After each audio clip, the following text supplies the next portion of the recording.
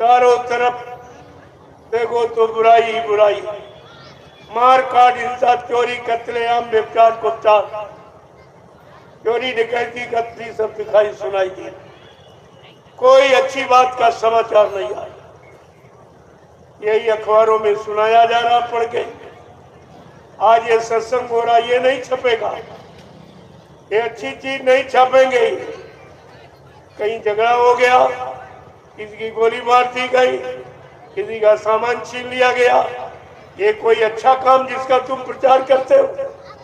और जिसका प्रचार होना चाहिए इन संत महापुरुषों के वचनों का, जिससे समाज को, देश दुनिया को लाभ मिले, वो ये प्रकाशित नहीं करेंगे।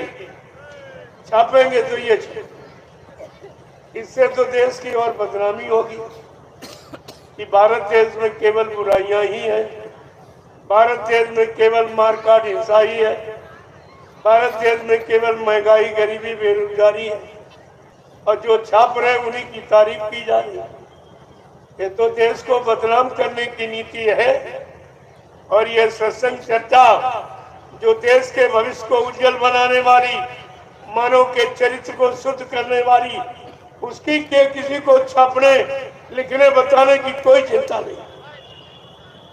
तो देखिए ये जिम्मेदारी क्या निभा रही है।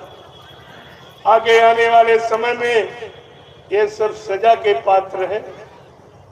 कोई ऐसा नहीं जो सजा से बच जाए, चाहे पत्रकार, मीडिया हो, चाहे शासन प्रशासन हो, ये सब सजा पाने के अधिकारी हैं, क्योंकि अच्छे सच्चे काम में किसी का सहयोग नहीं।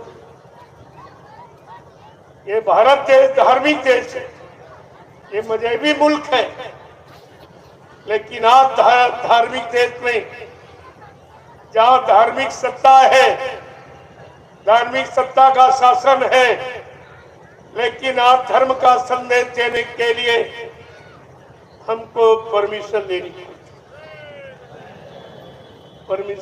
पड़ती है। धार्मिक देश में धार्मिक सत्ता के अंतर्गत और धर्म की अच्छी नेक भली बात कहने के लिए, सबको सुख शांति मिलाने वाली, सबकी जीवात्मा का कल्याण करने वाली, परमात्मा से मिलाने वाली ऐसी नीति का प्रचार करने में हमें परमिशन नहीं, और कहीं कहीं ये देते भी नहीं है। मेरे पास सब प्रमाण है पूरा। परमिशन में इसीलिए लेता हूँ, इनको जानकारी देता हूँ कि मैं ये धार्मिक संदेश, धार्मिक देश की जनता को धर्म की तरफ मोड़ने, अच्छाई, सच्चाई और चरित्रवान और नेक भला बनाने के लिए इस चर्चा को मैं सुनाने जा रहा हूँ। और आपको सूचना इसलिए दे रहा हूँ कि आप भी इसको सुनो, इसकी जानकारी लो, और सारे देश में धर्म का प्रचार, धार्मिक नीति का, अच्छे सच्चे कर्म का प्रचार होना चाहिए, तब ये धार्मिक मुल्क माना जाएगा। क्यों?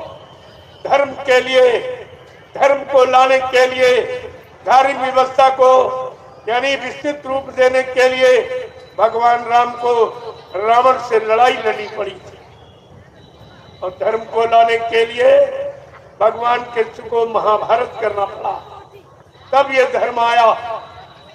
आज उसी धर्म को एकदम समाप्त कर दिया गया। धार्मिक सत्ता होते हुए भी आज धर्म को कोई प्राथमिकता नहीं है, धर्म की कोई चर्चा नहीं है, और धर्म की चर्चा में किसी तरह का इनका कोई सहयोग नहीं। ये तो मैंने सब रिकॉर्ड बना के रखा, आगे आने वाले समय में ये सब पेश कर दूंगा। इन्होंने क्या सहयोग किया धार्मिक देश में, धार्मिकता का, अच्छे नेक भले चरित्रवान नीतियों का प्रचार करने के लिए इन्होंने कोई सहयोग किया? बिल्कुल नहीं। और बल्कि हमें परमिशन देनी। मैंने ये भी पूछा, क्या चोरी डकैती करने वाला परमिशन लेता है तुमसे? शराब पीने वाला परमिशन लेता है? और मतलब मांस खाने वाला परमिशन लेता है? व्यभिचार करने वाला, झूठ छल कपट बेईमानी करने वाला कोई परमिशन लेता है, घूस रिश्वत देने लेने वाला कोई परमिशन लेता है। लेकिन धार्मिक देश में धार्मिक सत्ता के अंतर्गत हमें सच्ची नेक भली अच्छी बात कहने के लिए परमिशन लेना। ये तो इनको भी माफी नहीं मिलेगी। ये तो ये समझते नहीं कि कोई सुनी नहीं रहा। अरे वो सुनने वाला तुम्हारे अंदर ही बैठा है, वो परमात्मा की जीवात्मा तेरे अंदर बैठी, वो सब देख रही है कि तुम क्या कर रहे हो। तुम्हें पद मिला है, तुम्हें राज मिला है, राजा बनाया गया, तो तुमने राजा बनकर कौन सी नीति का आपने प्रयोग किया है, किस नीति को लागू करके तुमने देश के लोगों को नीतिवान और चरित्रवान और शीलवान आप कैसे बनाया? तुमने तो बेईमान बनाया है। ये सब आपसे पूछा जाएगा जब खुदा परमात्मा के दरबार में तुम्हारी जीवात्मा पेश की जाएगी। तब पूछा जाएगा कि तुम्हारे लिए मैंने संत महात्माओं को भेजा, पीर पैगंबर औलिया मुर्शिद कामिल फकीरों को भेजा, और तुमको मैंने राजा बनने का समय दिया, और तुमने कोई अच्छी नीति बनाई जो प्रजा के सुख के लिए थी, शांति के लिए थी, चरित्रवान बनने के लिए, शाकाहारी सदाचारी ब्रह्मचारी बनने के लिए। क्या तुमने किसी नीति का प्रयोग किया? आप क्या जवाब देंगे? मैं तो आपसे पूछ रहा हूं अभी यहाँ और वहां तुम्हारी जीवात्मा से सवाल किया जाएगा। ना तुम यहाँ जवाब दे पा रहे हो, ना उस दरबार में जवाब दो। फिर वो परमात्मा कहेगा ले जाओ इसको। इसने किसी की बात नहीं मानी, अपने मानो जीवन का सदुपयोग नहीं किया, अपने पद का गौरव गरिमा नहीं रखी। जाओ इसको ले जाओ, इन नरकों में हजारों वर्ष तक जलाओ, सड़ाओ, मारो और काटो। तुम्हारे रोने चीखने की आवाज हजारों मील तक जाएगी, लेकिन वहां कोई सुनने वाला नहीं। यहाँ तुमने नहीं सुनी है महात्माओं की बात, वहां तुम्हारी कोई नहीं सुनी जाएगी। ये तो अभी इस पर समझे नहीं रहे कि हमसे कोई पूछने वाला भी है। ये भी नहीं समझ रहे हमारे ऊपर भी कोई शासन करने वाला है।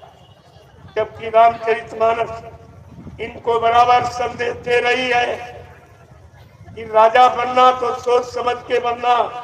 ये धार्मिक देश है जहाँ भगवान राम ने राज किया, भगवान कृष्ण ने राज किया।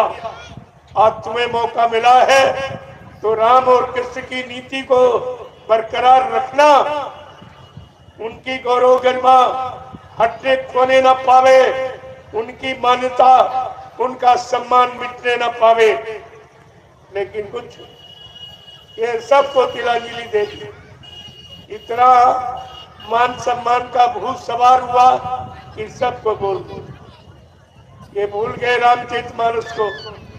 रामचरितमानस कहती जा सुराज प्रिय प्रजा दुखारी, सो न पवस नरक अधिकारी। जिसके राज में प्रजा दुखी होगी वो राजा नरक में जाएगा। ये रामचरितमानस सीधा संदेश दे, और ये श्री राम का नारा लगा रहे और रामचरितमानस की बिल्कुल नहीं मान रहे, एक भी बात नहीं मान रहा। तो इनका क्या होगा? ये नहीं समझ पा रहे कि राजनीति किसे कहते। रामचरितमानस बता रही राजनीति बिन धन धर्मा प्रभु समर्पे बिन सत्कर्मा। राजनीति बिना धार्मिक व्यवस्था के, बिना अच्छे नेक भले चरित्रवान लोगों के, शाकाहारी सदाचारी ब्रह्मचारियों के द्वारा भारत की राजनीति को चलाया जा सकता, जिसमें लोगों को सुख और शांति मिलेगी। भारत की जनता को भौतिक आध्यात्मिक दोनों लाभ मिलेंगे अगर ये संत महात्माओं की नीति और रीति को मान ले और उसके अनुसार अपने शासन को चलाए।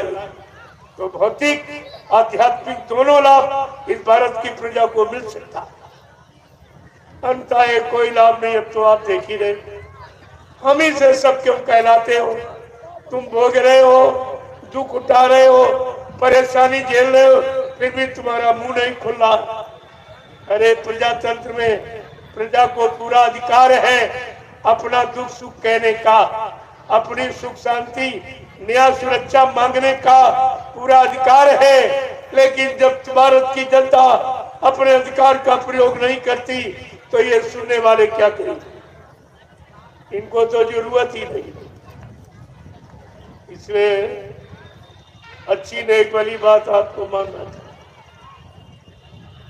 कि सुन खगपाती ये समुझ प्रसंगा और बुध नहीं कर ये अधम कर संगा। कि बुद्धिमान पुरुष कभी भी ये बुरे लोगों का साथ नहीं, अधर्मियों का, अत्याचारियों का, रहम दया से खाली इंसानों का झूठ बोलना, वादा खिलाफी करना, ऐसे लोगों का कभी साथ नहीं देती। रामचरितमानस बार बार आपको याद करा रही, लेकिन आप उसकी भी बात नहीं मानते। ये तो मैं जो कह रहा हूं रामचरितमानस की ही बात अभी बता रहा हूं। अभी तो मैं अपनी कोई बातें नहीं कह रहा। जब जो 550 वर्ष जो लिखी गई उसको नहीं मान पाए हो तो हमारी ये तात्कालिक बातों पर आपको कैसे विश्वास? जब उनको मान लोगे, समझ लोगे, तो मेरी भी बात आपकी समझ में आएगी। क्योंकि मैं कुछ अपने से नहीं कहता हूं, जो संत महापुरुषों के वचन है, जो इन किताबों में लिखे गए, अभी तो मैं उन्हीं की चर्चा कर रहा हूं। क्योंकि आप उन्हीं को नहीं मान पाए हो तो हमारी बात आप कैसे मानो? ये तो आपकी समझ में बिल्कुल नहीं आई, क्योंकि तुम्हारे सिद्धांत नीतियों से बिल्कुल अलग है।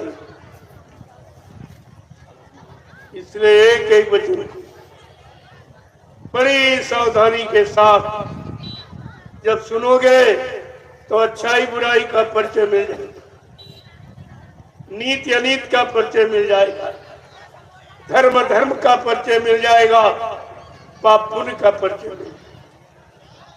तो नहीं सुनोगे तो अभी आपने खराब वक्त क्या देखा जो आगे आने वाला, बहुत खराब समय, और कोई बताने वाला भी नहीं, दूर करने वाला, खराब समय से बचाने वाली की बात छोड़ दो, कोई उस समय की जानकारी देने वाला भी नहीं। और ये क्यों दी जा रही, ये संदेश क्यों दिया जा रहा, ये इशारे क्यों किए जा रहे हैं कि दिल में हमारे दर्द है तुम्हारा और सुनते तो जा वो संदेशा हमारा। महात्माओं संतों के दिल में तुम्हारा दर्द है। क्यों? परमार्थ के कारण साधुन धरा शरीर, जो परमार्थ समाजते धर्मिता थे, उनको तुम्हारी चिंता है, लेकिन स्वार्थी लोभी लालचियों को कोई चिंता नहीं। अरे जो स्वार्थ हल कर रहे हैं, चंदा नोट वोट मांग रहे हैं, महंगाई से वसूल कर रहे हैं, टैक्सों की भरमार कर रहे हैं, उनको तो चिंता होनी चाहिए कि वो तुम्हारे से लाभ ले रहे हैं। संत महात्मा तुमको लाभ दे रहे और फिर भी तुम्हारी चिंता कर रहे कि दिल में हमारे दर्द है तुम्हारा और सुनते तो जा वो संदेशा हमारा कि हमने तुम्हारे लिए जल से रचाए और गली गली में खूब परिचय बटाए, फिर भी न मानो तो क्या दोष है हमारा और सुनते तो जाओ इस संदेशा हमारा, ये दिल में हमारे दर्द है तुम्हारा, और सुनते तो जाओ इस संदेशा हमारा। जो कुछ कहा है वो आई है आगे, और जो कुछ कहूँगा वो आए ही आगे। होगा बरसों से तेरे कर्मों का नजारा, और सुनते तो जाओ इस संदेशा हमारा। ये दिल में हमारे दर्द है तुम्हारा, और सुनते तो जाओ इस संदेशा हमारा। प्रेमियों, केवल महात्माओं के अंदर दर्द है तुम्हारा, और किसी के अंदर दर्द। सबको स्वार्थ की चिंता, तुम्हारे लाभ की सुकून शांति की चिंता नहीं है।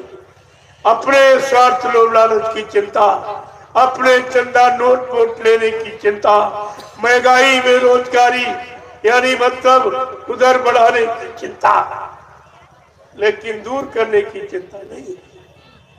ये तो निर्णय भारत की जनता को लेना चाहिए कि हमें सुख शांति देने वाला कौन, हमें बुराइयों से गंदे खान पान से दूर रखने वाला कौन, ये चिंता किसको है? ये तो भारत की जनता को विचार करना चाहिए। और नहीं करोगे तो आगे घोर मुसीबत का समय आ रहा है, जिससे बचाने वाला कोई नहीं। जब एक छोटी सी मुसीबत आई थी कोरोना नाम की, तब किसने आपको बचाया था? तब ये नहीं बचा पाए तो आगे जो भारी मुसीबत आ रही उससे तुम्हें कौन बचाएगा? इस पर आपको विचार करना चाहिए। मैं उसी मुसीबत से आपको बचाने की दवा लेके आया हूं, जिसको महाप्रसाद कहते हैं। और ये हिंदुस्तान में न पहले किसी ने बांटा, न आज कोई बांटा, क्योंकि प्रसाद बनाना ये किसी के बस की बात नहीं है। अगर इनके बस की बात होती तो ये आपसे क्यों कहते कि प्रसाद दुकान से खरीद के ले आओ? अरे प्रसाद खरीदा नहीं जाता, दुआ दया से बनाया जाता है, और बनाने वाला इस समय कोई नहीं। यही सच्ची पहचान तुम्हारे सामने। जहां तुम गए हो, सद्गुरुदाता दयालु को छोड़कर उनसे कहो कि तुम प्रसाद बना सकते हो, जो हमारी बीमारी महामारी तमाम तरह के कष्ट मुसीबतों में काम आवे। क्या ऐसा कोई प्रसाद तुम बना सकते? 2 मिनट में सच्चाई का राज खुल जाएगा कि सच्चा कौन है, झूठा कौन है, असली कौन है, नकली कौन।